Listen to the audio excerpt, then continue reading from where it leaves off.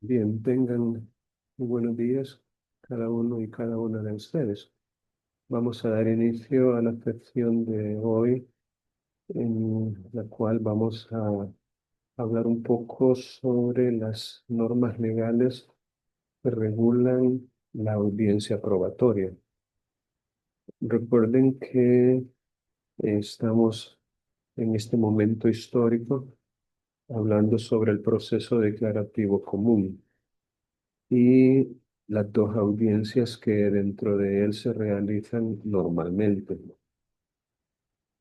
Y digo normalmente porque hay dos circunstancias que podrían justificar que no se haga audiencia probatoria, solamente audiencia preparatoria. En ese caso, recuerden, el proceso adopta un nombre singular y es proceso simplificado. Simplificado en el sentido que no se realizan las dos audiencias normales, sino solamente una, ya que, dadas esas circunstancias de que les hablo, no es necesaria la audiencia probatoria y se queda y termina, digámoslo así, con la audiencia preparatoria.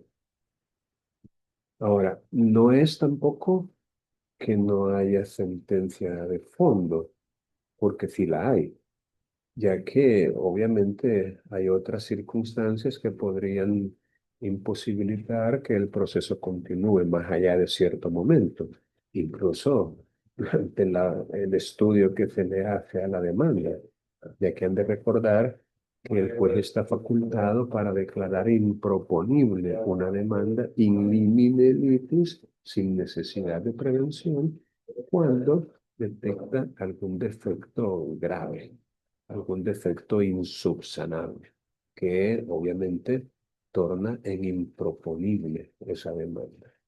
Tampoco estoy hablando yo de un proceso que termina mediante conciliación o mediante transacción, desistimiento, renuncia, allanamiento, sino más bien que en determinadas circunstancias, o sea, en ciertos casos, no es necesaria la producción de prueba, llamémosle en audiencia, sino que el asunto se prueba solo documentalmente, o sea, solo con documentos.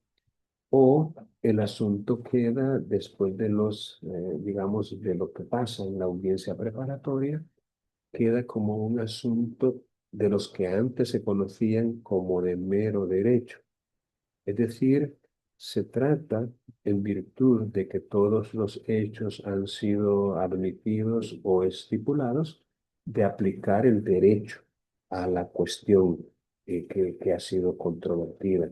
Es decir, los hechos, repito, bajo ciertas circunstancias han sido aceptados, han sido admitidos, quedan en consecuencia relevados de prueba, pero todavía hay que resolver una pretensión, ya que podría ser que se trate de una interpretación que se deba dar a la ley en cuanto a cómo aplicar la ley a esos hechos. Entonces, aunque los hechos estén probados, todavía hay que aplicar la ley a los hechos, aplicar el derecho a los hechos. Y esa es una cuestión que debe resolverse mediante una sentencia. Ah, pero bueno, vamos entonces a repasar en el Código Procesal Civil y Mercantil las disposiciones que regulan la audiencia probatoria. Para ello, vamos a habilitar el compartir pantalla a efecto de que ustedes puedan ver en sus monitores o en sus pantallas lo que yo voy a proyectar. Y me voy a remitir, obviamente, al Código Procesal Civil y Mercantil, que regula el tema de la audiencia probatoria, comenzando con el artículo 402. que precisamente se titula Audiencia probatoria. Um, no obstante, debo aclarar que el tema de la audiencia preparatoria concluyó con el artículo 311, lo que significa que hay una serie de artículos entre lo que es la audiencia preparatoria y lo que es la audiencia probatoria. O sea que del 311 nos estamos moviendo al 402. Entonces, eso significa que hay que leer los artículos 312 al 411 y tratar, mediante la lectura, de aprender y comprender lo que en esos artículos se regula. Y fíjense que es de la mayor importancia, porque se trata del tema actividad probatoria, que en la sección primera regula las normas generales de la prueba. En la sección segunda regula el anticipo de prueba. Y vamos a ver en la sección, o en el capítulo cuarto, solo tiene dos secciones. En el capítulo cuarto comienza a regular los medios probatorios. Y resulta obvio que si en la audiencia probatoria vamos a producir la prueba, necesitamos tener una idea más o menos exacta de cada uno de los medios probatorios que nosotros vamos a utilizar. Y es así como en la sección primera de este capítulo se comienza a desarrollar el tema de los documentos a partir del artículo 331. Y veamos qué más encontramos en la sección segunda, la declaración de parte. Aquí podemos tener la declaración de la propia parte o incluso la declaración de la parte contraria. Aquí se regula entonces ese tema de las declaraciones que pueden rendir tanto la propia parte que yo represento como abogado, así como la parte contraria. Miren, aquí me parece importante, digamos, enfatizar la importancia o relevancia que podría tener la declaración, no tanto de la propia parte, porque recuerden que lo que la propia parte tenga que decir, hasta cierto punto podría no tener tanta credibilidad, porque como dice el refrán, nadie habla mal de su propia casa aunque se esté cayendo. Entonces, la propia parte, obviamente, lo que diga, siempre va a tratar de decir no en su propio beneficio y no va a decir, en principio, nada que le afecte, nada que le vaya a causar un perjuicio.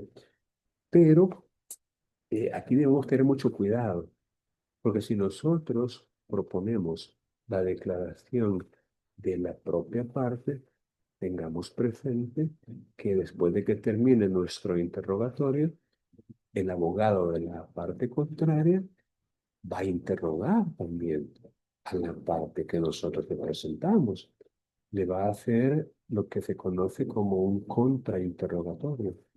Y si no hemos preparado adecuadamente a la parte que nosotros representamos, el abogado de la parte contraria podría lograr, digamos, arrancarle alguna especie de reconocimiento, aceptación, confesión de hechos que le resulten perjudiciales.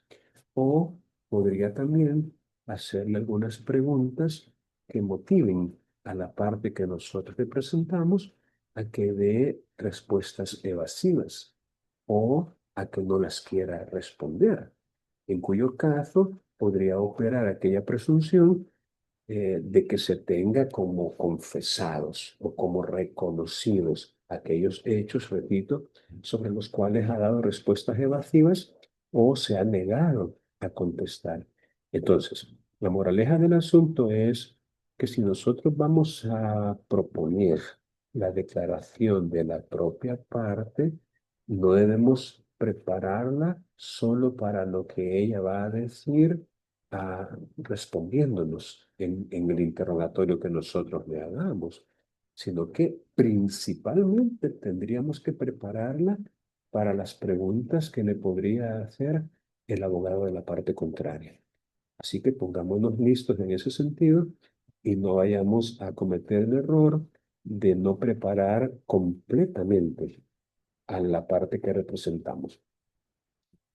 Ahora, a veces nosotros consideramos que la parte contraria, gracias a las preguntas que nosotros le formulemos, podría reconocer la verdad de algunos hechos que resulten perjudiciales para ella, es decir, para la parte que está declarando.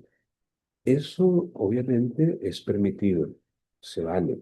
Se vale a partir de un interrogatorio a la parte contraria obtener de ella misma un reconocimiento de hechos que son ciertos, por supuesto, y que ella, preguntada con la estrategia adecuada, podría reconocer que sí, que son ciertos.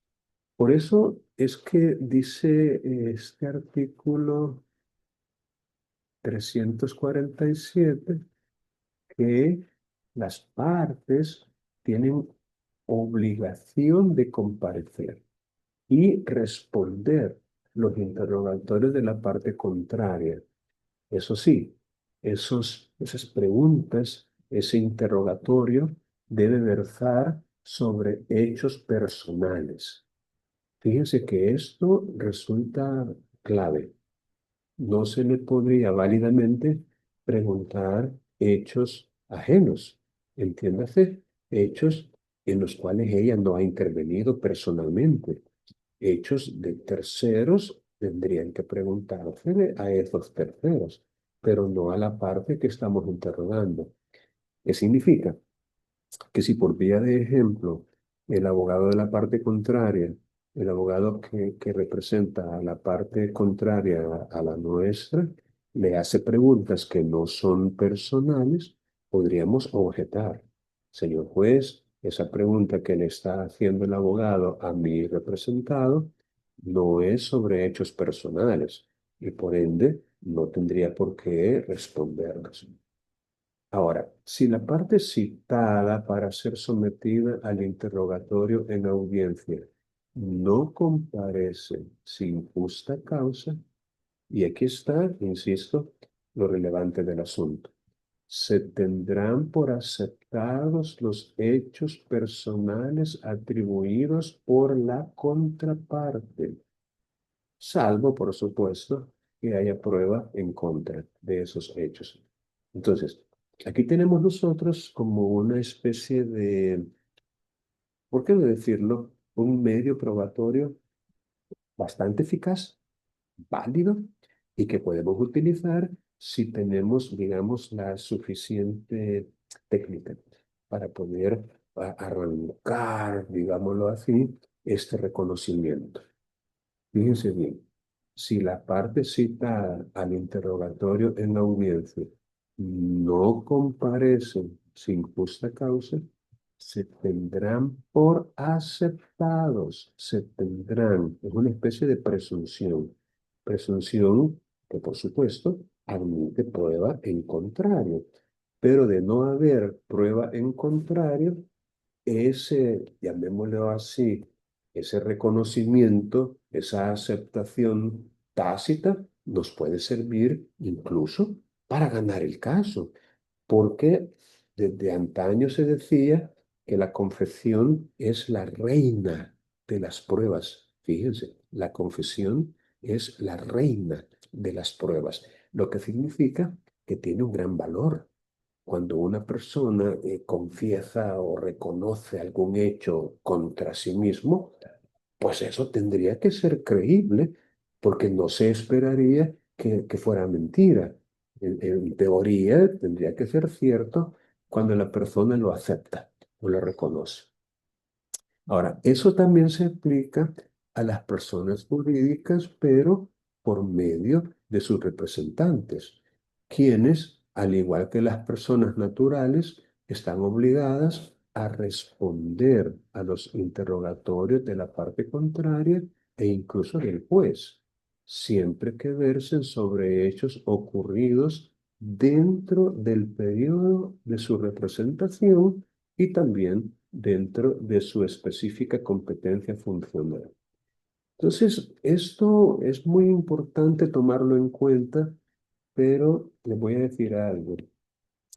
En la demanda mismo y además en la audiencia preparatoria, tenemos nosotros que indicar mediante un cuestionario cuáles son las preguntas que le vamos a hacer a la parte contraria.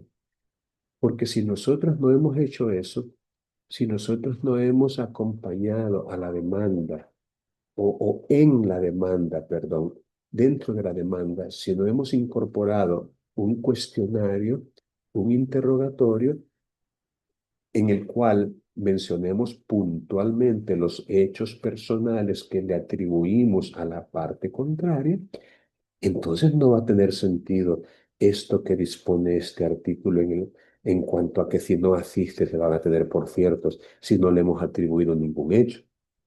O sea, lo que quiero decir es lo siguiente: para que se dé esta presunción de que se van a tener por aceptados los hechos atribuidos a la parte contraria, tenemos que atribuírselos efectivamente. Y tenemos que acompañar un cuestionario de preguntas, un interrogatorio, en el cual nosotros le hagamos, digámoslo así, incurrir en ese reconocimiento, en esa confesión tácita. Así que tengan en cuenta eso, ¿verdad?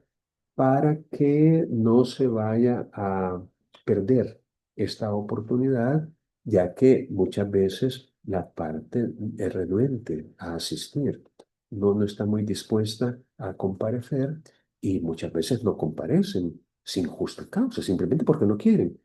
Y en ese caso, precisamente, es cuando se da esta presunción del artículo 347. Así que hay que ponerle mucha atención, repito, a la necesidad de atribuirle hechos y consignarlos en un interrogatorio, en un cuestionario, en una serie de preguntas que le estaríamos haciendo a la parte contraria cuando solicitamos esa declaración de parte contraria. Lo cual, repito, no necesariamente tiene que ser en la demanda, no necesariamente, podría ser en la audiencia preparatoria. O sea, aunque no lo hayamos pedido en la demanda que la parte contraria declare, podemos hacerlo perfectamente en la audiencia preparatoria. Repasando, es la prueba documental y los dictámenes periciales la que tiene que acompañarse en los escritos iniciales, ya sea la demanda, la contestación, la reconvención o la contestación a la reconvención. No se trata de prueba testimonial, no se trata del reconocimiento de un inmueble o de un objeto, no se trata de la declaración de la propia parte o de la parte contraria.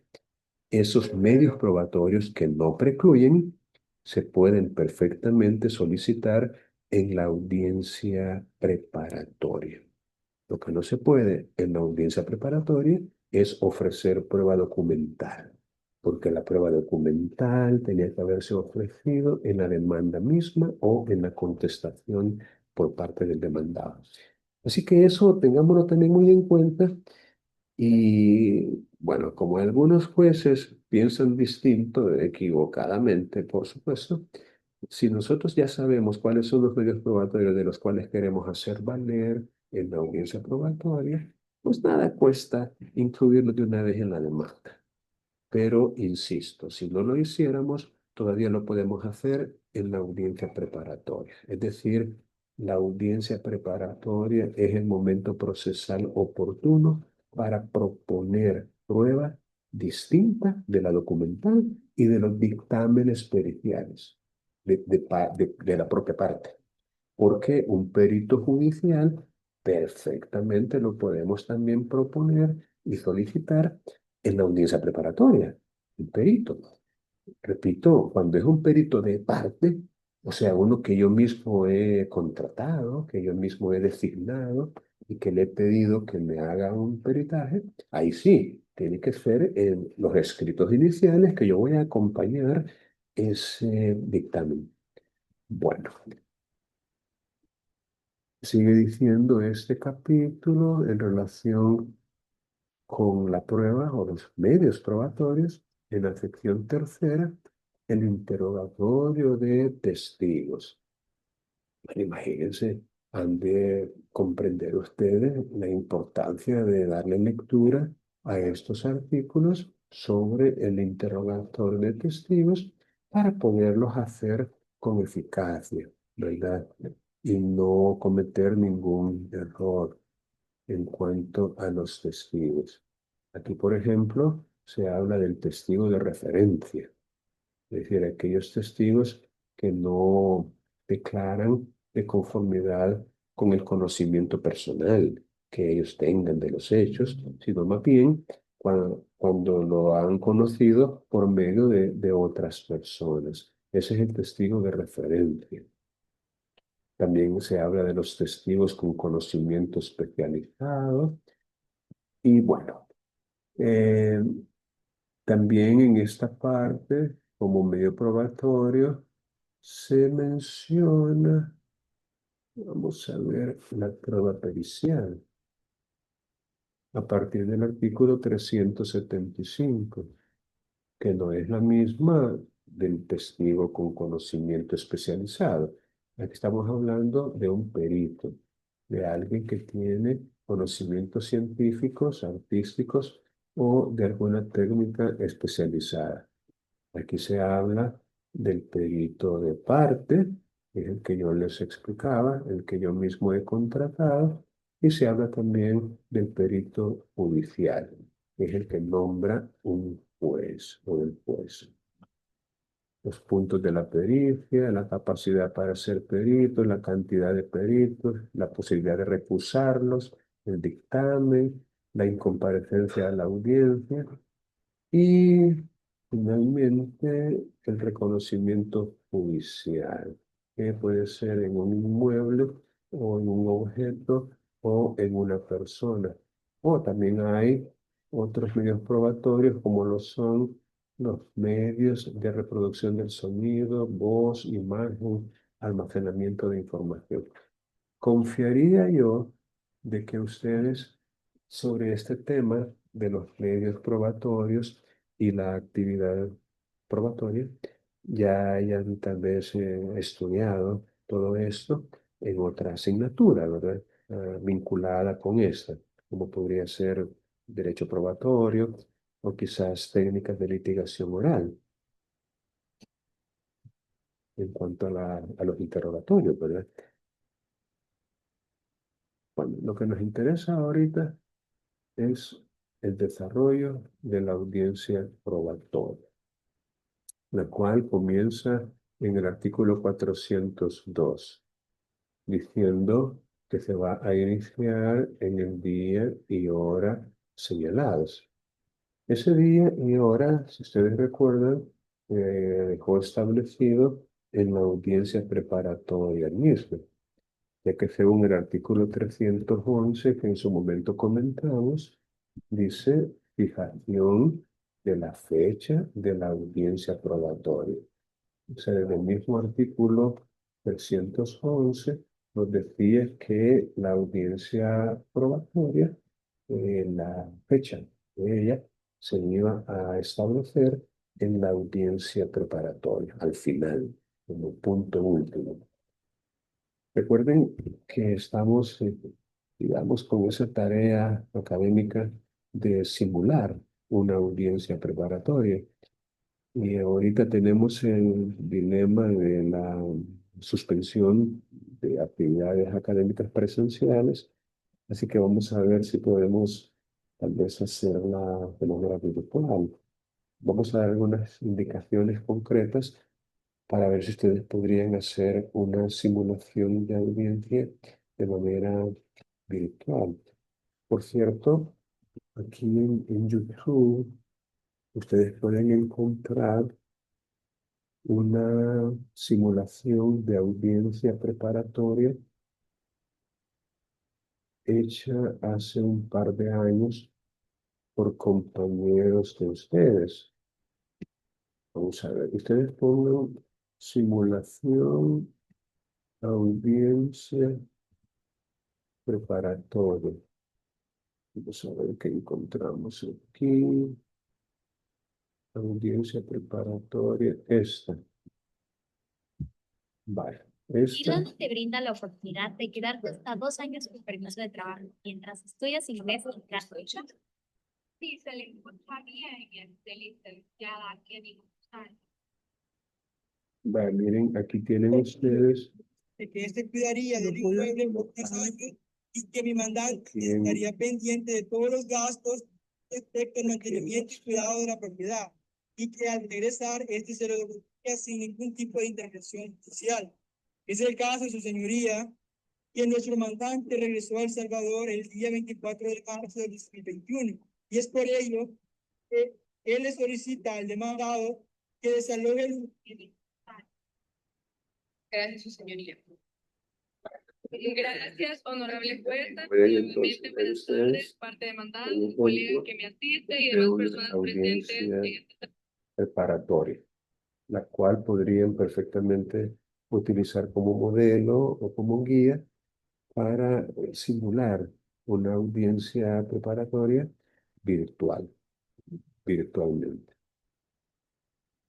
Bueno, vamos a continuar con la lectura de esas disposiciones legales, comenzando con el artículo 402 y para no perder la costumbre y hacerlos participar un poco a ustedes, voy a pedir el apoyo en la lectura. Vamos a ver, Maritza, ayúdeme a leer, por favor, el artículo 402. Maritza. Audiencia probatoria. Artículo 402. La audiencia probatoria se iniciará en el día y hora señalados y tendrá por objeto la realización en forma oral y pública de los medios de prueba que hubieran sido admitidos. Se comenzará con la lectura de aquella parte de la resolución dictada en la audiencia preparatoria en la que quedaron fijados el objeto del proceso, los hechos controvertidos y la prueba admitida. Gracias, Maritza. Excelente. Vaya, aquí tenemos entonces que la audiencia probatoria tiene como finalidad realizar en forma oral y pública los medios de prueba admitidos. Por ello, en la audiencia preparatoria tienen que quedar claramente definidos cuáles son esos medios de prueba. Recuerden que en la audiencia preparatoria se discute, digámoslo así, se dialoga en cuanto a cuáles de los hechos contenidos en la demanda son admitidos o controvertidos por la parte contraria. Entonces, de repente, podría ser que de todos los hechos, todos sean admitidos. Ese es uno de los casos en donde yo les explicaba de que no hay necesidad de una audiencia probatoria, sino que el caso queda listo ya para que se dicte la sentencia. Bueno, pero eso no es tan frecuente, ¿verdad? Podría suceder, y ha sucedido, pero no es la regla general. La regla general es que de 6, 8, 10 hechos contenidos en una demanda, eh, se controviertan todos o la mayoría. Entonces, pero es importante tomar nota y que quede bien claro de los 8, de los 10, de los 12, de los 6 hechos sobre los cuales el demandante fundamenta su pretensión, cuáles son admitidos, o sea, cuáles no son controvertidos, o sea, con cuáles está de acuerdo la parte contraria, porque, ojo, esos hechos están relevados de prueba. No es necesario probarlos. Pero les hago una aclaración importante. Hay ciertos hechos que para ser probados necesitan de prueba específica. Es decir, hay ciertos hechos sobre los cuales no podría aceptarse que se tengan por establecidos, digamos, por un reconocimiento expreso o una admisión. Uno de ellos es el caso del parentesco. Es decir, el parentesco requiere un elemento probatorio específico, idóneo, pertinente, como lo es la certificación de la respectiva partida. Es decir, si es un hijo, la de nacimiento, o si es un padre, la de nacimiento, si es un hermano, la de nacimiento también. En el caso del matrimonio, la partida de matrimonio, la muerte de una persona, la partida de función, y así, ¿no? O sea, es decir, lo que tenga que ver con el matrimonio y el parentesco son las partidas las que prueban eso.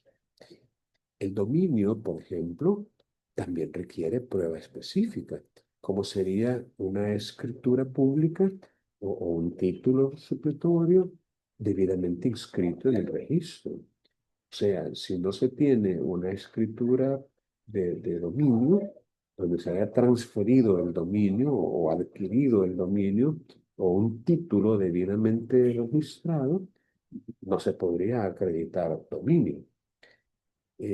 La existencia, por ejemplo, de un contrato de renta vitalicia, eso requiere de escritura pública.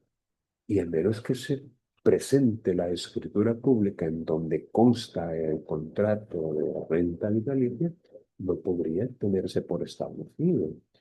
Eh, digamos, la hipoteca. La constitución de una hipoteca también requiere un elemento probatorio específico, como lo es la escritura pública y el registro de esa escritura en el registro de hipotecas, la inscripción.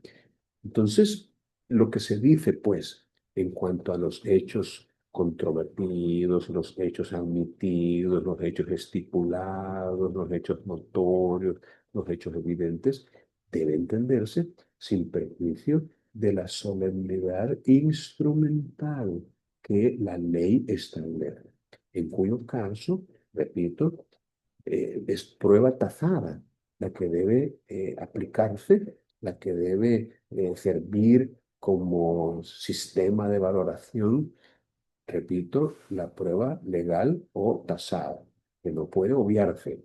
Y en consecuencia, ciertos hechos, para que se pueda tener que por establecidos, por acreditados, necesitan, insisto, prueba específica. Y en ese caso, la admisión o el reconocimiento no nos serviría para ese efecto.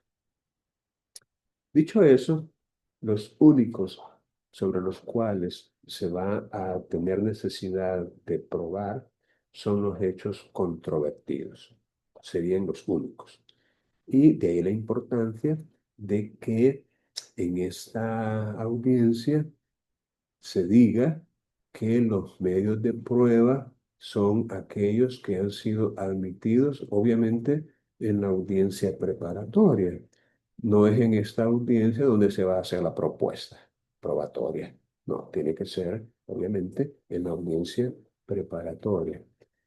Ahora, lo que se va a hacer al principio es darle lectura a aquella parte de la resolución que se dictó en la audiencia preparatoria en la que se fijó el objeto del proceso. Recordemos que el objeto del proceso es la pretensión. O sea, ¿qué es lo que el demandante desea? ¿Qué es lo que el demandado desea? ¿Cuáles son las respectivas pretensiones de cada uno de los que actúan como partes? Luego, los hechos que resultaron controvertidos después de esa discusión, de ese diálogo entre las partes, y cuál fue la prueba admitida. El que actúe, o mejor dicho, el secretario, ya tiene listo esa lectura, ya que a él le corresponde hacerla. Bien, veamos el siguiente artículo, el 403. Vamos a pedir esta vez a Kenia que nos ayude leyendo, por favor, Kenia. Claro que sí. Las pruebas se producirán en audiencia, salvo las excepciones en este código prevé, en cuyo caso se adaptarán las medidas necesarias para la adecuada documentación a fin de asegurar los efectos oportunos y deberán practicarse concentradamente, salvo que sea imposible por la naturaleza del medio probatorio. Ok, gracias. Gracias. Bueno, según esto, por regla general, las pruebas deben producirse en la audiencia, en la audiencia. Pero hay excepciones. Por ejemplo, el reconocimiento de un inmueble, pues tendría que hacerse en el inmueble. O, digamos, el reconocimiento de un objeto que tal vez está siendo custodiado en un museo o en una oficina pública. Entonces, habría que moverse hasta ese lugar. Si el objeto puede ser llevado al tribunal, pues entonces ahí mismo en el tribunal se reconocerá. Imagínense, por ejemplo, los daños que pudieran haberse ocasionado en un vehículo y el vehículo no se puede trasladar porque está siendo tal vez objeto de reparación en un taller. Habría que moverse al taller donde el vehículo se encuentra. O incluso a veces declaraciones de la propia parte, de la parte contraria o de algún testigo que por motivo de enfermedad o la condición física que tal vez no se puede mover por su edad o algún accidente que tuvo, podría estar hospitalizado en su casa, en una clínica, la ley faculta al tribunal para moverse hasta ese lugar. Entonces, no siempre los medios probatorios se van a realizar dentro de una audiencia, sino que podría hacerse fuera de ella. A eso se refiere cuando dice la naturaleza del medio probatorio, ¿no? Como que dice en qué consiste el medio probatorio que se va a producir. Ahora, cuando deba realizarse separadamente, sigue diciendo el 404 en relación con el anterior artículo, se va a anunciar las partes con antelación el día y la hora y el lugar, si tuviera que hacerse fuera del tribunal. Y obviamente las partes tienen derecho a intervenir en la producción de esas pruebas. Y si no se pudiera realizar, se va a procurar que se haga antes de la audiencia. Esa es como la meta, ¿no? O el ideal, que una prueba que se va a producir fuera de la audiencia se realice antes de que se celebre la audiencia probatoria. Bien, veamos el 405. Vamos a pedir a María Belén que nos ayude a leer, por favor. María Belén, Sería el 405. por favor. Ok. Comparecencia de las partes. Artículo 405. Las partes deberán comparecer a la audiencia cuando dejaran de concurrir ambas partes, el juez pondrá fin al proceso sin más trámite. Si asistiera una sola de ellas, se procederá a la celebración de ella. Y si se hubiera propuesto su declaración, se tendrán por ciertos los hechos a que se refiriera el interrogatorio. Gracias, María Belén. Fíjense aquí la importancia de lo que ya les había mencionado, de un interrogatorio. Decir, si nosotros hemos propuesto la declaración de la parte contraria, y ésta no asiste, se tendrán por ciertos los hechos a que se refiriera el interrogatorio. Si no hay un interrogatorio, no hay hechos que se tengan por cierto, que se puedan tener por ciertos. Tendría que existir un interrogatorio. Y de ahí mi insistencia, ¿verdad?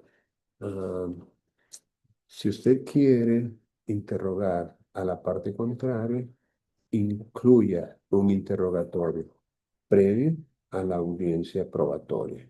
No me parece a mí válido que en ese momento de la audiencia probatoria saque usted un cuestionario y se lo muestre al juez y le diga, estas son las preguntas que le quería hacer a la parte contraria que no vino. Entonces, por favor, incorpórelas al expediente. Tendría que ser antes. Tendría que ser o bien desde la demanda misma o en la audiencia preparatoria, que es, repito, el momento en el cual, bajo pena de inadmisibilidad, tendría que proponerse la prueba y lo que se pretende probar con ella. Es decir, eso es algo de la esencia en el momento de proponer los medios probatorios. Indicar especialmente a la parte contraria la finalidad del medio probatorio que se pretenda utilizar. Y la finalidad es precisamente lo que se quiere probar con ese medio probatorio. Yo no puedo decir así a secas. Y señoría, solicito la declaración de la parte contraria, sin decir qué es lo que pretendo probar con ese medio probatorio. Bien, en esta parte de la falta de comparecencia o incomparecencia de las partes, debemos tomar en cuenta lo que ya aprendimos en relación con la audiencia preparatoria. Y es que esa incomparecencia, esa falta de asistencia, tendría que ser injustificada para que se produzca este efecto de ponerle fin al proceso. Entonces, yo creo que así como lo habíamos comentado con relación a la audiencia preparatoria, no es tan cierto que se le deba poner fin al proceso sin más trámite. No me parece que sea lo correcto, lo procesalmente adecuado. Lo correcto es abrir un espacio, un tiempo, unos 2, 3 días, para que la parte que no asistió justifique su inexistencia. Porque si se le pusiera fin al proceso sin más trámites, sin dar esa oportunidad, podría generarse una injusticia, ya que es probable que la parte no haya asistido mediando causa justa, mediando causa justa. Y lo mismo en el caso de que solo asista una de las partes. No creo yo que lo correcto sea celebrar la audiencia, porque si la parte que no asistió tiene una causa justificada y la logra probar, ¿qué es lo que va a suceder?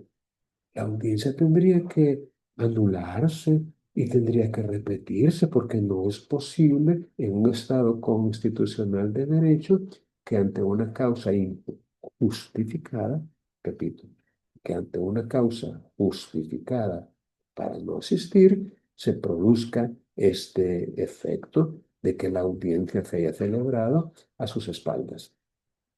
Conozco de un caso, aunque sí, era una audiencia preparatoria en la que una de las partes no pudo asistir por enfermedad y pues, la audiencia se celebró, ¿no? A pesar de que la parte no llegó, pero estaba enferma y después logró probar que había estado ingresada en el Seguro Social.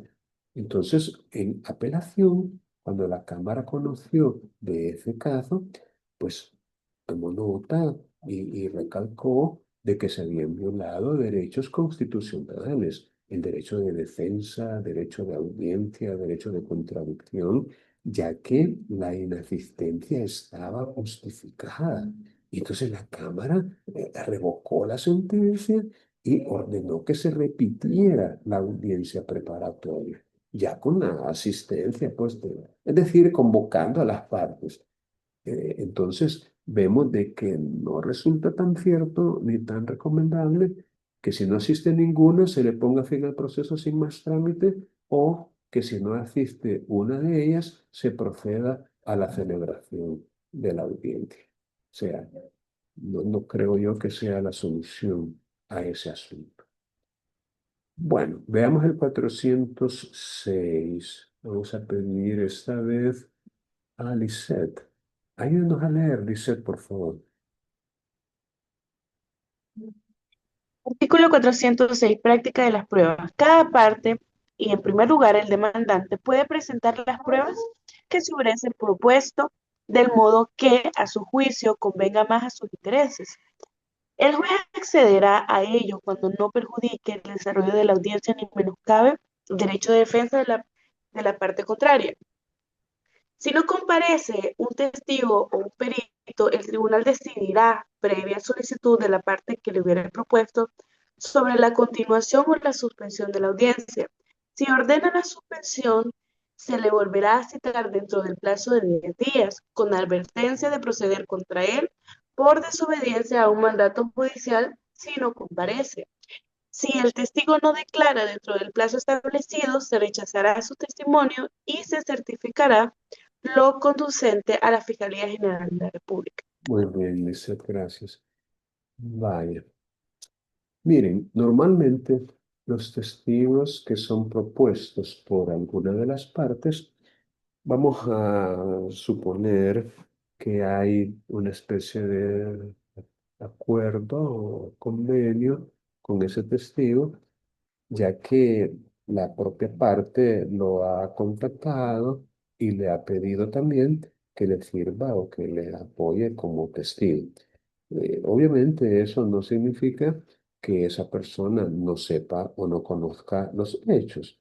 Claro que los conoce y por ende va a llegar a decir la verdad.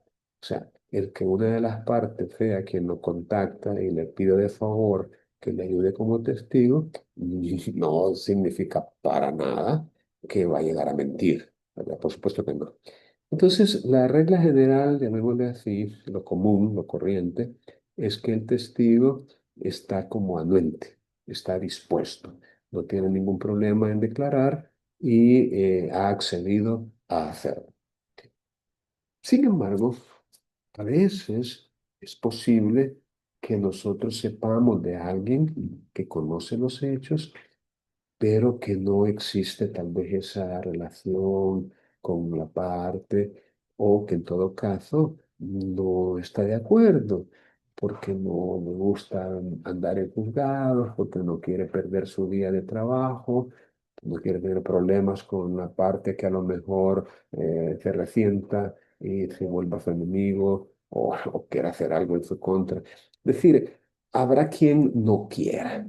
O sea, aún así, fíjense bien, aún así podríamos proponerlo, porque hay una, digamos, un deber, una obligación de colaborar y todos los ciudadanos están obligados por ley a atender un llamado judicial para presentarse ante el tribunal y si es en calidad de testigos, pues declarar lo que sepa. Es decir, no puede negarse legalmente a ser testigo, no puede. Y por supuesto tampoco puede llegar a mentir, ¿no? Como que dice, "Ah, yo sí conozco los hechos, pero como yo no quería venir y este me hizo venir, ya le voy a fregar su caso, le voy a decir cosas que no son. No, tampoco, porque estaría incurriendo en un delito llamado falso testimonio, como igualmente estaría incurriendo en un delito si no comparece, que es el delito de desobediencia a un mandato judicial. Entonces, esa persona, repito, aunque no quiera, tiene que, no es optativo, es un deber como ciudadano, es una obligación legal la que tiene de asistir. Y por eso les digo que en determinadas situaciones podríamos utilizar y proponer a una de estas personas como testigo, ¿verdad? En ese caso, pues tendrían que citarlo y si no llega, tenemos esta opción de solicitar Aquí lo dice, previa solicitud de la parte que lo hubiere propuesto, solicitar la suspensión de la audiencia. De tal suerte que si el juez dice, bueno, está bien, vamos a suspender la audiencia y vamos a volver a citar a ese testigo dentro de un plazo de 10 días. Aquí lo que debemos entender es que la audiencia se estaría reanudando dentro de ese plazo, dentro de 5 días, 6 días, 7 días, 8 días, hasta un máximo de 10 días. Y en esa segunda cita se le va a prevenir, se le va a advertir al testigo de que si no comparece, se le va a procesar por desobediencia a mandato judicial. Ahora bien, si no llega a esa segunda cita, es decir, si no declara dentro de ese plazo establecido, ya no se le va a recibir su testimonio, se va a rechazar y se va a certificar a la fiscalía para que lo procese penalmente por el delito, repito, de desobediencia a mandato judicial por no haber comparecido. Entonces, vamos a pensar que por ese temor natural de ser procesado, la persona va a llegar. Pues vamos a suponer eso. Pero si no llegara, pues ya sabemos las consecuencias. El testimonio se rechaza y a él se le procesa. Claro que eso no nos sirve de nada a nuestro caso, pero ni modo. Tendríamos que ajustarnos a esa situación.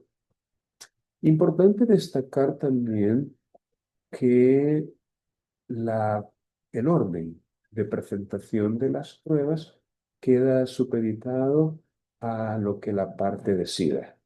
Es decir, la parte que ha ofertado las pruebas, comenzando con el demandante, indica el orden.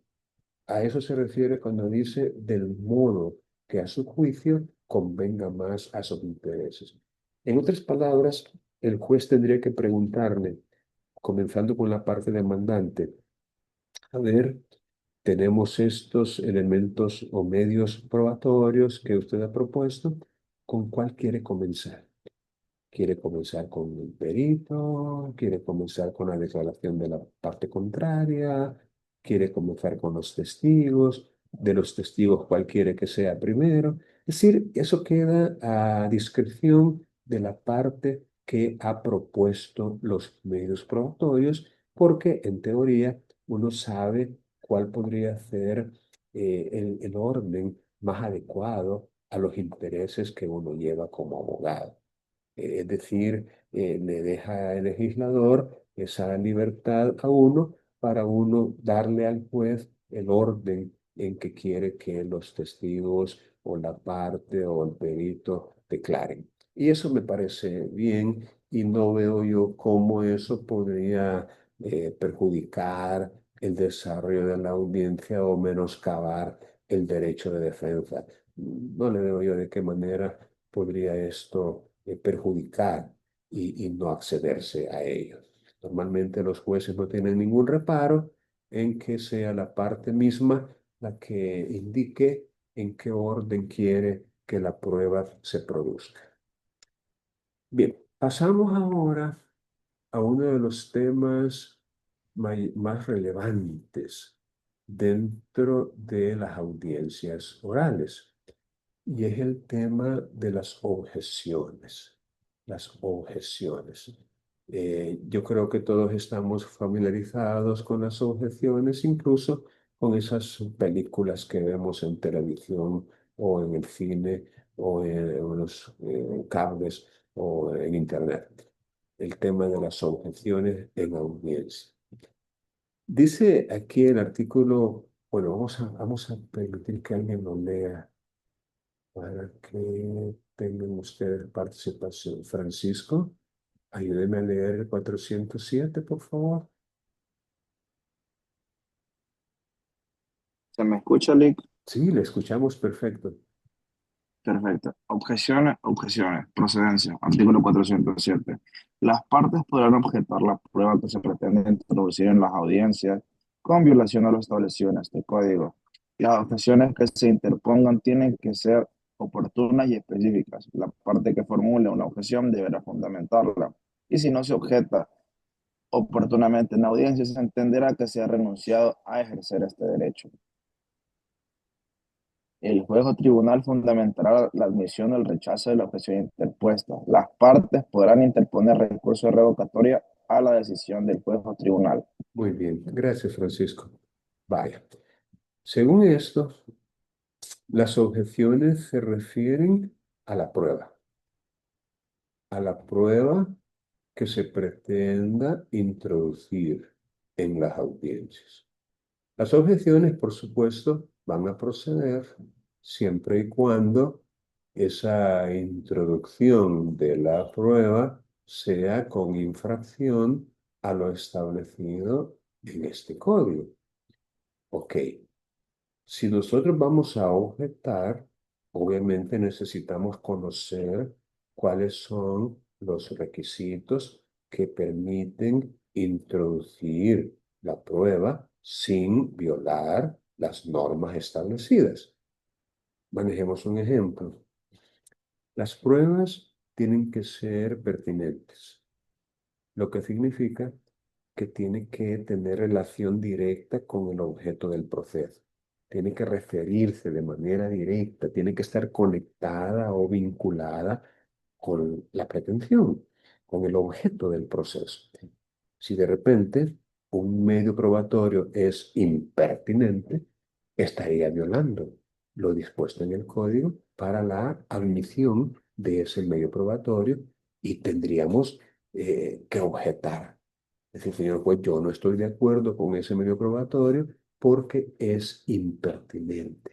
No tiene relación, no tiene nada que ver. Es como cuando se dice eso, no tienes vela en este entierro. Eso es impertinente. Digamos, no tiene relación directa con el objeto del proceso. Las pruebas también tienen que ser útiles, tienen que ser relevantes, tienen que ser lícitas. Recuerden aquella famosa teoría del fruto del árbol envenenado en materia penal, también se aplica en todos los ámbitos del derecho, no solo en el derecho penal.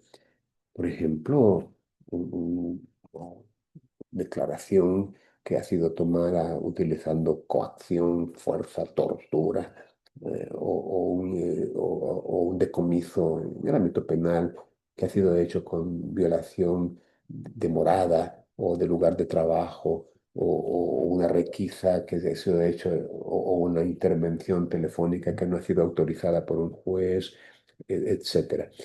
Es decir, también, repito, en el ámbito civil y mercantil podemos aplicar lo de la teoría del fruto del árbol envenenado, ¿no? Como quien dice, si ha habido una violación de derechos fundamentales en la obtención de un medio probatorio, ese medio probatorio deviene en ilícito y como tal objetable.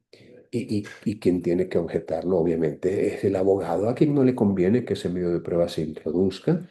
Pues a veces el juez podría hacerlo, pero también se le podría ir por alto, no conocer la circunstancia que invalida o que hace ilícita la prueba, y somos nosotros quienes tenemos que objetarla. Pues ahora, en el caso ya dentro de una audiencia, las objeciones también proceden contra otros elementos probatorios más concretos.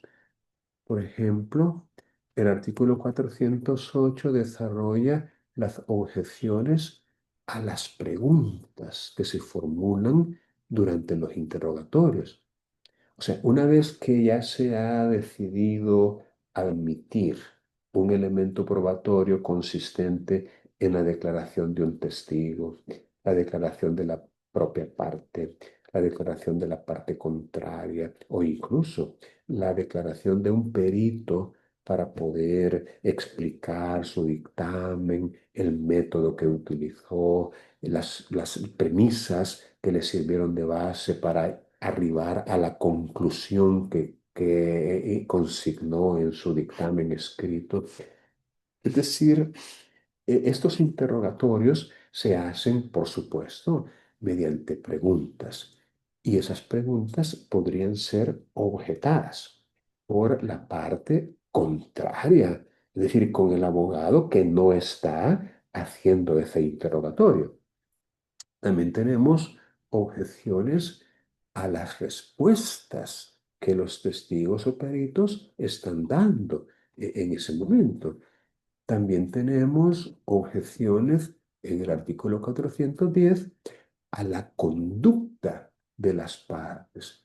Y como si fuera poco, el artículo 413 permite hacer objeciones también en los alegatos finales. Cuando, por ejemplo, la parte contraria intenta introducir elementos de convicción que no se derivan de los medios de prueba. Cuando está inventando, pues, cuando el abogado está diciendo cosas que nada que ver con lo que con la prueba que se produjo, sino que a lo mejor él pensó que iba a obtener algún tipo de prueba, pero no lo logró, pero como ya lo lleva en su alegato escrito, entonces comienza a decir, en esta audiencia se ha logrado acreditar a ciencia cierta que mi cliente es poseedor desde hace más de 30 años, y a lo mejor eso no lo probó, pero él lo está diciendo. Ahí nosotros no podemos quedarnos de brazos cruzados escuchando al abogado mentir. Mentir en el sentido de que está diciendo cosas que no han sucedido en la audiencia. Entonces, la parte dice, podrá formular objeciones cuando la parte contraria, en su alegato de cierre, intenta introducir elementos de convicción que no derivan. Eh, Algunos jueces no admiten que uno haga estas objeciones cuando todavía uno no ha hablado. Bueno, recuerden que el primero que va a hacer sus alegatos finales es el demandante, el abogado del demandante. Entonces, uno como abogado del demandado está escuchando, ¿no? Tomando nota y asegurándose que todo esté bien.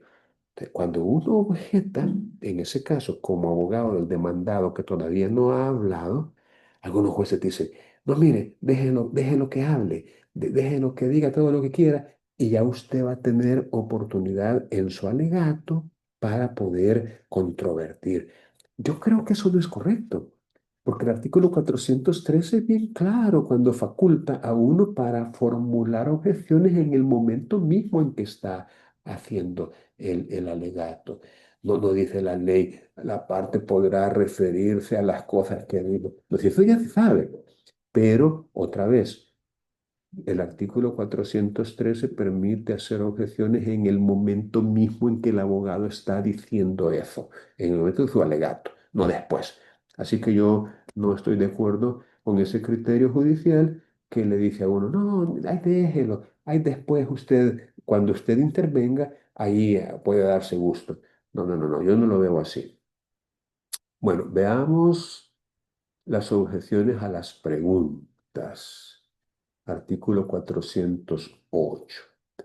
Vamos a permitir esta vez que Fanny, ayúdeme a leer, por favor. Sí, Lee. 408, gracias. Dice, objeciones a las preguntas formuladas durante los interrogatorios, artículo 408. Una parte podrá interponer objeciones a las preguntas formuladas por la contraria. Durante los interrogatorios a las partes, testigos o peritos, cuando dichas preguntas sean impertinentes, sugestivas, repetitivas, capciosas, compuestas, especulativas o ambiguas. Cuando la pregunta formulada asume hechos sobre los cuales no se ha presentado prueba con anterioridad, todo ello sin perjuicio de que puedan ser interpuestas otras objeciones. Muy bien. Gracias, Fanny. Mire, aquí tenemos nosotros bastante material como para convertirnos en expertos en hacer objeciones. Obviamente necesitamos tal vez un poquito más de conocimiento y un poquito más de experiencia mediante la práctica, ¿verdad? porque aquí dice claramente que las preguntas no deben ser impertinentes, sugestivas, repetitivas, capciosas, compuestas, especulativas, ambiguas o asumir hechos sobre los que no se ha presentado prueba con anterioridad. Y como si fuera poco, pueden ser interpuestas otras objeciones que no se mencionan aquí de manera expresa. Ok, ¿cuál sería entonces nuestra tarea como estudiantes dedicados? Tratar de aprender un poco más de cuándo una pregunta es impertinente, cuándo es sugestiva, cuándo... Bueno, ¿para qué voy a repetir todo esto? Repito, tratar de aprender mediante ejemplos puntuales cuando una pregunta admite este calificativo. Primero, para no hacerlas nosotros. Es decir, para no darle a la parte contraria la posibilidad de que la objete y que la objeción sea declarada al lugar, ¿verdad? Porque eso es lo que los jueces dicen. Objeción. A ver, ¿en qué consiste su objeción? En tal, en tal, en tal, en tal cosa. La pregunta es capciosa, la pregunta es especulativa y entonces es objetable porque no se trata de eso, etcétera. Al lugar.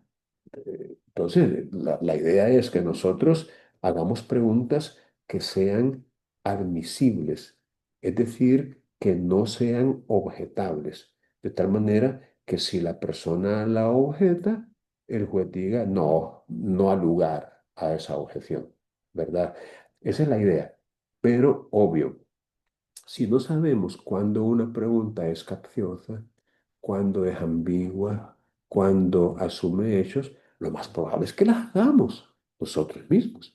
Y un abogado fogueado de la parte contraria se va a dar gusto objetando y se la van a declarar al lugar y nosotros vamos a terminar avergonzados, avergonzados. Miren, han habido casos en donde los abogados no han podido, literalmente, no han podido interrogar al testigo o a la parte o al perito, porque cada pregunta, objeción al lugar, objeción al lugar, objeción al lugar, y son objetables, pues, o sea, es cierto que no se maneja la técnica. Entonces, necesitamos un poco de práctica en ese sentido. Vean, hay un libro, yo creo que es de fácil, se puede conseguir fácilmente, es de Quiñones Vargas, Héctor Quiñones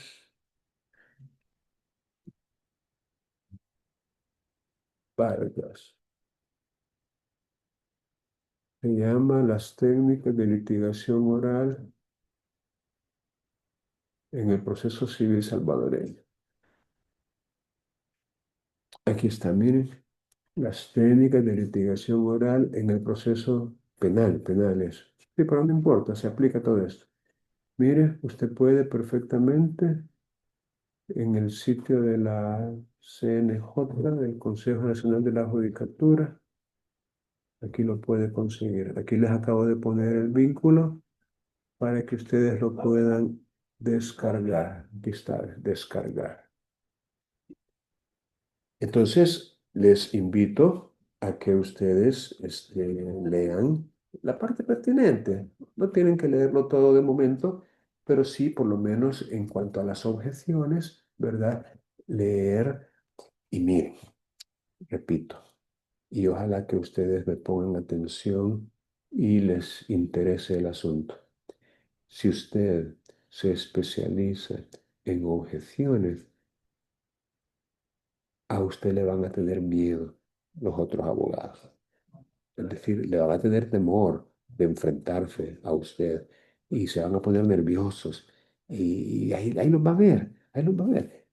Pero hay un precio que pagar, ¿verdad? Por supuesto. Y ese precio es dominar, manejar las objeciones. Bueno, solo una cosa aclarar con respecto a las preguntas sugestivas, porque esto es importante. Miren, cuando un testigo va a declarar, se le puede interrogar en 4 ocasiones. Puede ser sometido a 4 interrogatorios, un testigo, o un perito, o una parte. El primero es hecho por el abogado que lo propuso, por su amigo, digámoslo así, por quien lo preparó, por quien hasta ensayaron antes de la audiencia. Mire, vamos a ensayar. Yo le voy a preguntar esto, y entonces usted me dice de esta manera, y yo le voy a preguntar esto otro, y aquí están las preguntas que le voy a hacer. Mire, léalas, estúdielas bien. Eso está bien, mientras no le diga que mienta, ¿verdad? Mientras sea la verdad lo que va a decir, no hay ningún problema en prepararlo. O sea, usted prepara a su testigo pues, las veces que quiera y con la intensidad que usted quiera hasta que esté seguro que ese testigo va a declarar de la manera que usted considera que debe ser. No hay ningún problema, repito, mientras no le diga que mienta. El problema es cuando usted le dice, mire, usted diga esto, aunque no sea cierto. Ahí sí es problema serio, porque hace incurrir al testigo en un delito, que es el falso testimonio.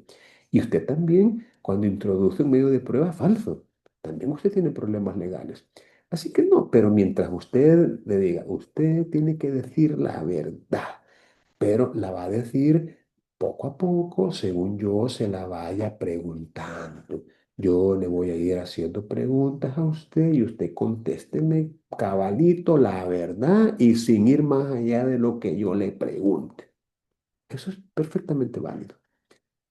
Ahora, en el interrogatorio que le hace el abogado, que es el primero, se llama interrogatorio directo. En ese interrogatorio es que están prohibidas las preguntas sugestivas. Las preguntas sugestivas son aquellas que en sí mismas contienen la respuesta. Por eso se llaman así, porque sugieren la respuesta. La misma pregunta sugiere la respuesta. Y normalmente llevan un formato de pregunta cerrada. Es decir, solo admite un sí o un no como respuesta. La pregunta es sugestiva. Es decir, es sugestiva porque sugiere la respuesta y lo único que requiere del declarante es que diga sí o que diga no, según el caso. Esa es la pregunta sugestiva. Repito, en el interrogatorio directo está prohibida y es allí donde se puede objetar, en el directo cuando el abogado que ha preparado a su testigo lo está interrogando, el directo. Pero después del interrogatorio directo, y es optativo, viene un segundo interrogatorio, pero esta vez a cargo del abogado de la parte contraria. Es el famoso contrainterrogatorio. Ese contrainterrogatorio sirve como para desacreditar, como para desvirtuar, para controvertir, para hacer caer al testigo en falsedad o en inexactitud o en contradicción consigo mismo o con otros elementos probatorios que puedan existir. Es decir, es un interrogatorio que tiende a quitarle credibilidad, fuerza a lo que ese testigo dijo, a lo que ese testigo dijo. Ahora bien, es importante saber si hay necesidad o no de hacer ese contrainterrogatorio, porque muchas veces el tiro le puede salir por la culata al abogado. Si el abogado no maneja la técnica del contrainterrogatorio y hace preguntas que no debió haber hecho, podría ser más perjudicial hacer el contrainterrogatorio que no hacerlo. Por eso hay un refrán por ahí que dice que el mejor contrainterrogatorio es el que no se hace. Algo así como quien dice, mira, si no estás seguro de lo que vas a hacer en el contra, mejor quédate callado porque calladito te ves más bonito. Es decir, hay que tener mucho cuidado a la hora de decidir si va a contrainterrogar o no. Pero si lo hace, las preguntas tienen que ser sugestivas en ese caso. En el contra, lo más recomendable es que las preguntas sí sean sugestivas, porque de esa manera usted controla lo que ese testigo va a decir a través de las preguntas, porque en las preguntas va también la respuesta. En ese sentido, usted ya tiene una idea de lo que el testigo le podría decir y sabe que el testigo no va a ir más allá de lo que usted ha incluido en la pregunta como respuesta. Porque si le hace preguntas no sugestivas, que son las preguntas abiertas, no, hombre, ahí el testigo le puede dar una versión de los hechos que a usted no le conviene. Es decir, puede decir cosas que a usted no le conviene. Por eso otra regla del contrainterrogatorio es jamás hacerle al testigo una pregunta cuya respuesta uno no conozca. O sea, como que dice, abrir una puerta para ver, ir a cazar, dicen otros. No, no se puede. Así que hay ciertas reglas, en ese libro ustedes las pueden leer con detalle para un buen contrainterrogatorio. Pero en todo caso, en ese caso, las preguntas sí pueden y deben ser sugestivas. Así que, por favorcito, si lo que está haciendo el abogado de la parte contraria es contrainterrogando, es decir, a nuestro testigo, y las preguntas que hace son sugestivas, jamás vayamos a objetar que la pregunta es sugestiva, porque nos van a avergonzar. El primero va a ser el abogado. Le va a decir el juez, caramba, señoría, este abogado no sabe que en el contra las preguntas sugestivas son no solo permitidas, sino recomendadas. Este abogado como que no sabe eso, como que no estudió técnicas de litigación oral. Y lo van a ofender. Y luego el juez le da la razón. Abogado, sin lugar, siéntese y aprenda de una vez por todas que en el contra sí se pueden hacer preguntas sugestivas. En el contra, ¿de acuerdo? Pero en el directo, ahí sí no. Ahí sí no se pueden hacer preguntas sugestivas. Bueno, vamos a avanzar con las objeciones a las respuestas. Yo creo que todavía me queda por ahí Jennifer. Jennifer creo que no ha leído, ¿verdad? No, Jennifer. Ok, ayúdame a leer, por favor. dice objeciones de las respuestas de los testigos o peritos. Artículo 409. Las partes podrán oponer reparos ante las respuestas de los testigos o peritos cuando consistan en una prueba de referencia, cuando se emita opinión sin haber sido cualificado como perito o experto el que la vierte, o cuando el testigo conteste más allá de lo que se le ha preguntado. Lo mismo se observará cuando se interrogue a la parte. Perfecto. Gracias, Jennifer. Vale, aquí ya no estamos queriendo objetar la pregunta, sino más bien la respuesta. La respuesta. Y puede ser un testigo, un perito o la parte que está siendo interrogada. Cuando consistan, dice, en una prueba de referente. Ya más o menos les expliqué que es cuando el testigo no tiene un conocimiento personal del asunto, sino que lo que pretende decir, lo que pretende introducir, lo escuchó de otra persona, un decir. En ese caso es objetable, pues. No, mire, usted cuéntenos lo que usted sabe, no lo que sabe Juan, ni lo que sabe María, ni lo que sabe su esposa o su hija. Para esa gracia traigo a Juan, traigo a María, traigo a su esposa o a su hija y la pongo a sentar, la siento a declarar aquí. Cada quien debe declarar lo que sabe él o ella, no lo que sabe otro. Esa es la prueba de referencia. Podría ser también que el testigo esté opinando. Mire, un testigo no está para dar opiniones, está para dar hechos, no opiniones. O sea, lo que él piense, lo que él sienta, lo que él considere, lo que él presuma, eso no nos importa. Lo que nos importa es lo que vio y lo que escuchó con sus propios ojos y con sus propios oídos. Eso es lo que nos interesa, no ninguna opinión, a menos que sea un experto, ¿verdad? Que se cualifique como perito, como especialista. Es decir, se le puede poner opinión a un perito, a un experto, pero no a una persona común y corriente. Entonces es como eh, los anuncios, ¿no? Falaces. En donde un perfume es anunciado por Ronaldo, por Messi, y que pueden saber de perfume, puedan saber de meter goles y de correr en una cancha, pero no son expertos. Pero ahí están ellos anunciando un vehículo, un perfume, una camisa, pero es publicidad. O cuando conteste más allá de lo que se le ha preguntado. En ese caso se dice que el testigo está siendo responsivo, respondón, responsivo, es decir, cuando está hablando y diciendo cosas que no se le han preguntado. Miren, uno tiene que estar muy atento. Y en ese caso, cuando un testigo es bien hablantín, callarlo oportunamente.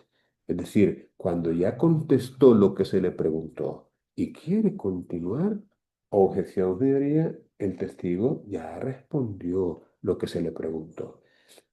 O cuando está siendo demasiado responsivo, es decir, hablando más de la cuenta, señoría, el testigo está siendo responsivo, está dando explicaciones innecesarias que no se le han pedido.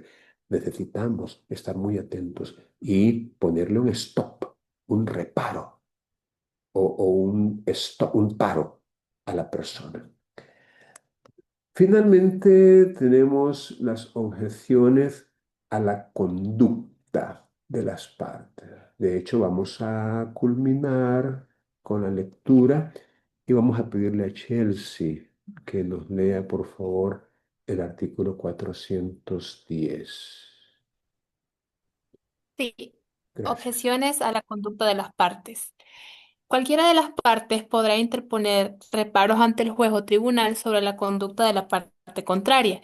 Si ésta no cita si ésta no cita correctamente lo que hubiera declarado un testigo durante el interrogatorio, si se comporta de manera irrespetuosa con el testigo o perito, o no permite que éstos contesten a la pregunta cuando su respuesta está acorde con aquella, o una parte comente las respuestas del testigo y la contraria objete sin fundamento, las partes podrán formular otros reparos que consideren oportunos. Muy bien, Chelsea, gracias. Vaya, aquí vemos que también la conducta, el comportamiento, alguna actitud, algún movimiento de las partes. Por ejemplo, podría ser que un testigo, antes de responder en un contra, alguna pregunta, como voltea a ver así al abogado, ¿no? Y el abogado con algún gesto, ya sea un movimiento de cabeza o la colocación de su mano, porque podría ser una estrategia, ¿no? Que el abogado le diga al testigo, mire, cuando yo ponga la mano así, usted diga que no. Y si yo cruzo mis brazos, usted diga que sí. Y si yo muevo la cabeza hacia la derecha, usted diga que no se acuerda. Y si yo muevo la cabeza al otro lado, se diga que no sabe. Podría ser que el abogado haya instruido de tal manera al testigo con un código corporal, ¿no?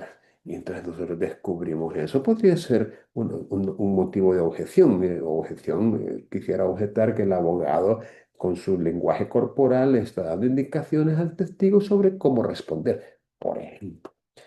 O, como lo dice el código, ¿no? Podría ser que en una pregunta el abogado no cite correctamente lo que el testigo dijo previamente. En un contra, por ejemplo, usted dijo a preguntas del abogado que lo interrogó en el interrogatorio directo que a las 10 de la mañana del día 14 de octubre usted había estado en X lugar. Objeción, señoría, el testigo no dijo eso. En ningún momento él mencionó que a las 10 de la mañana. Tampoco dijo el 14 de octubre. Él dijo que era la segunda quincena, pero no dijo 14, ni mucho menos la hora. Ejemplo, está citando mal, está citando incorrectamente lo que dijo el testigo. O podría ser que en un contra también el abogado se acerque demasiado al testigo con actitud intimidante o que tal vez le diga, mire, ¿y por qué es tan mentiroso usted, hombre? Ejemplo, ¿no? Es faltándole al respeto, tratándolo de mentiroso, mendaz. Es decir, faltándole respeto al testigo o a veces el abogado hace una pregunta, como en el caso de un contra mal hecho. Ya les dije, en el contra preguntas sugestivas. Imagínense a un abogado que en un contrainterrogatorio hace una pregunta abierta y con eso le abre las puertas al testigo para que se explaye declarando cosas que no le convienen, pero que se las preguntó. Te viene el testigo inteligentemente y empieza y viene el abogado. No, no, no, ya estuvo, ya no. ¿Cuál camión? Usted perfectamente puede, objeción, señoría, el abogado no permite que el testigo conteste lo que él le preguntó, ya que él le preguntó y el testigo le está dando respuesta. Dice que lo deje terminar. Uno tiene que, en ese sentido, intervenir e impedir que el testigo se calle porque lo que está diciendo nos conviene.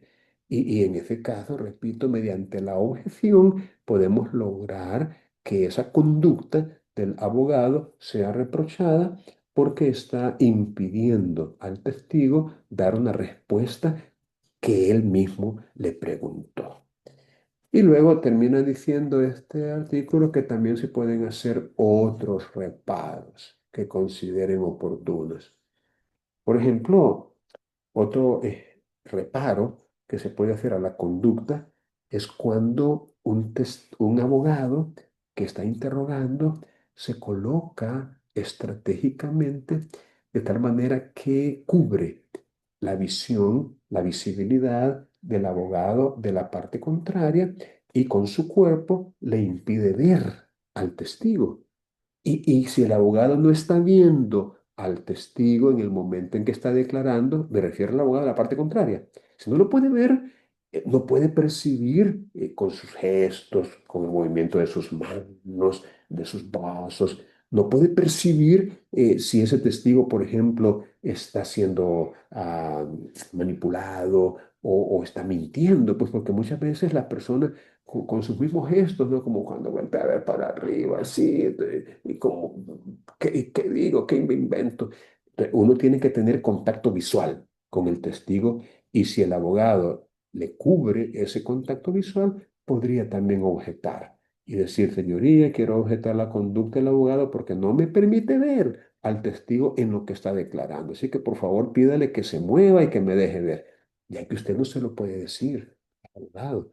Tiene que ser por medio del juez. Bueno, ¿verdad?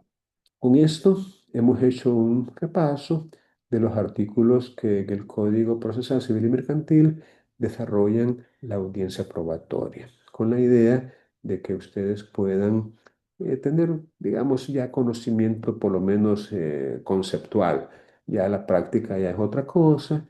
En ese sentido, les recomendaría yo, dado que las audiencias son orales y públicas, que no dejen de darse una cruzadita por algún juzgado de lo civil y mercantil, platicar con el secretario, preguntarle, mire, ¿y cuándo va a haber alguna audiencia probatoria? Soy estudiante de Derecho y me gustaría muchísimo presenciar alguna. ¿Será que hoy mismo hay alguna? ¿O me puede indicar cuándo para venir? Y usted tiene derecho como parte del público, como ciudadano, a estar presente, es decir, a asistir a una audiencia, presenciar cómo se desarrolla una audiencia probatoria y eso le va a servir muchísimo en su formación. No espere que, no sé, que ser abogado para ir a su audiencia, es primera. No, hombre, las audiencias, repito, son públicas y en cuanto no haya todo San Miguel ahí va, queriendo entrar, lo más probable es que a usted le permitan ingresar a la sala y presenciar el desarrollo de una audiencia. Así que pilas ahí para poder asistir a alguna. Ok, ¿alguna pregunta?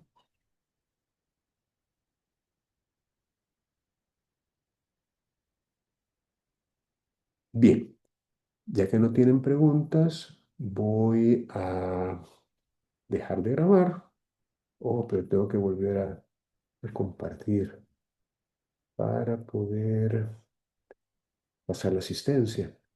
Pero sí voy a dejar de grabar.